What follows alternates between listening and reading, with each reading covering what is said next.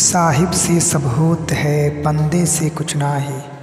राई से पत्थर करे, पत्थर से फिर राई। वक्त बदलता है, सत्य हमेशा वक्त के साथ ही सामने आती है। अक्सर संत रामपाल जी महाराज अपने सत्संगों में बताते हैं कि उनके द्वारा दिया जा रहा ज्ञान पूरे विश्व को एक दिन अपनानी पड़ेगी। आज उनका ये वचन सत्य हो रहा है। समाज के प्रत्येक हिस्से का लोग संत रामपाल जी महाराज के तत्व ज्ञान को समझकर नाम दीक्षा ले रहे हैं। डॉक्टर, वकील, शिक्षक, आईएएस, यहाँ तक कि अब जज भी संत रामपाल जी महाराज के तत्व ज्ञान को समझकर नाम दीक्षा लेने लग गए हैं। आइए आपको एक ऐसे जज से मिलवाते हैं जिनको संत रामपाल जी महाराज के तत्व ज्ञान को समझकर नाम दीक्षा लेना पड़ा। क्या नाम है सर आप? मेरा नाम कुशल पाल सिंह सेंगर है और मैं रिटायर्ड डिस्ट्रिक्ट एंड सेशंस जज रहा हूँ। अभी फ़िलहाल संत रामपाल जी महाराज का शिष्य हूँ और आज इस दिव्य धर्म यज्ञ के उपलक्ष्य में मैं यहाँ बैतूल आया हुआ हूँ। अच्छा, आप सेवानिवृत्त हो? हाँ जी, हाँ। मेरा पहला सवाल आपसे यही रहेगा कि आपने जज के तौर पे तो पूरे दुनिया समाज को, कानून संविधान को, सारी चीज़ों को आपने देखा ही है और बाबा रामपाल जी के ऊपर तो तमाम सारे केसेस लगे हुए हैं और आप लोगों का काम तो न्याय करना होता है और अपराधी को और आरोपी को उसको उसकी सज़ा तक पहुंचाना होता है, जबकि इनको सज़ा मिल चुकी है, लेकिन फिर भी आप इनसे जुड़े हुए हैं।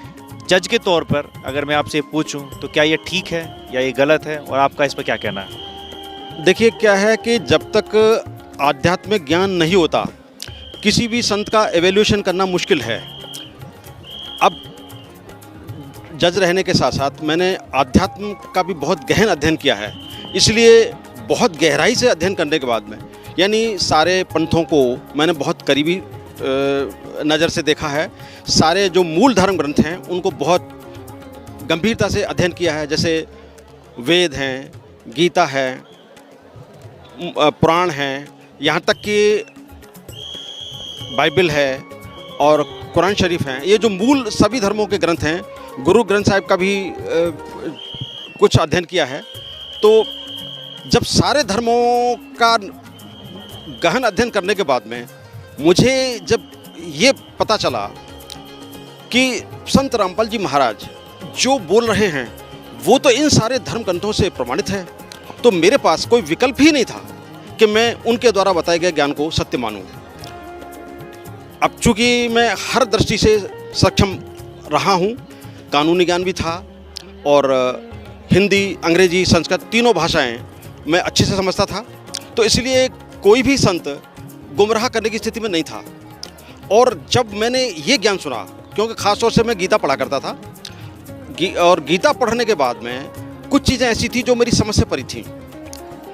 अब जब ये ज्ञान समझ में आया, जब संत रामपाल जी महाराज जी ने मुझे पहली बार ये रहस्योद्घाटन किया कि गीता का ज्ञान तो वास्तव में श्री कृष्ण जी ने नहीं दिया है, बल्कि गीता में सहस्त्रबाहु, जिसको विराट रूप दुनिया समझती है, और वो विराट रूप जो है श्री कृष्ण जी न होकर ब्रह्म है, जिसको आम भाषा में काल कहते हैं, तो मैं बुरी तरह से चौंका।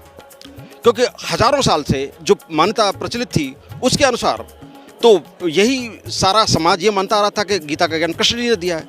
लेकिन जब मैंने 11वां अध्याय का एक एक श्लोक बहुत गहराई से पढ़ा और उसमें देखा कि सब कुछ तो इस विराट रूप में समाता जा रहा है, कुछ सिर दालों से कुचले हुए हैं, तो ये जब मैं पढ़ता था तो मुझे बड़ा आश्चर्य होता था कि भगवान और दालों से कुचल के खा रहे हैं, ऐसा क्यों है। जब ये रहस्योद्घाटन हुआ कि ये पूरा संसार, यहाँ 21 ब्रह्मांड के स्वामी ब्रह्म के नियंत्रण में है और यहाँ तो केवल कर्म दंड के अनुसार ही जीव अपना सजा भुगतता है और उसी के अनुसार मानव योनियाँ मिलती हैं। तो जब मुझे पहली बार पता चला कि वास्तव में गीता के अनुसार तो जो परमेश्वर है, जिसको गीता में सच्चिदानंद घन ब्रह्म कहा गया है, वो तो परम अक्षर ब्रह्म से संबोधित किया गया है, तब मुझे बहुत हैरत हुई और लगा कि ये एकमात्र संत हैं जो ये कह रहे हैं कि वास्तव में जो भगवान हैं, जो अविनाशी भगवान हैं, जिसे सच्चिदानंद घन ब्रह्म कहा गया है, वो तो कोई और है, जिसको कि वेद कबीरदेव कह के संबोधित कर रहे हैं और जिसे कुरान शरीफ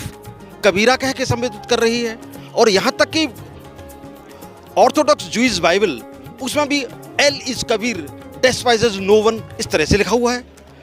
गुरु ग्रंथ साहिब में नानक देव जी जिस भगवान की बात कर रहे हैं वो सबसे अलग है और उसी ने सब कुछ रचा है, और उन्होंने जो वाणी बोली है उनको अभी तक उसका जो गूढ़ रहस्य है समझने में लोग असमर्थ रहे। पहली बार जब संत रामपाल जी महाराज जी ने एक एक चीज़ को बहुत गहराई के साथ खोलकर बताया, तो जो आध्यात्म की समझ नहीं रखते हैं उन लोगों ने उनका विरोध किया। यहाँ पर मैं आपको थोड़ा रोकना चाहूँगा। आपने गुमराह शब्द का जिक्र किया। हो सकता है आप गुमराह हो रहे हो, भले ही आप पूर्व जज रहे हो, आपकी बौद्धिक क्षमता काफ़ी बेहतरीन रही हो, दुनिया समाज का आपके पास भले ही ज्ञान रहो, लेकिन कहा जाता है कि कई संत तंत्र विद्या को भी जानते हैं, सामने वाले को वशीभूत कर लेते हैं। तो कहीं आपके साथ ऐसा तो नहीं है और आपको पता भी ना चल रहा हो?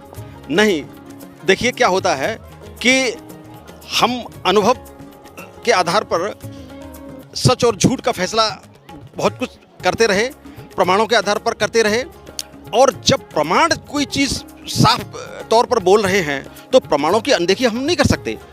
जो सदग्रंथ हजारों साल से प्रचलित हैं और जो बातें उसमें हजारों साल से लिखी हुई हैं, अचानक जो है उनको झूठ कैसे मान सकते हैं?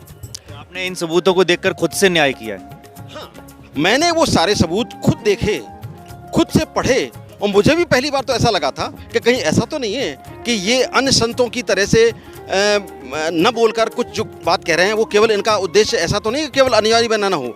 लेकिन जब मैंने बहुत गहराई से देखा और जब अनुभव किया, सारे ग्रंथों को ठीक से फिर से बारीकी से देखा, तो एक एक चीज़ मिलती चली गई।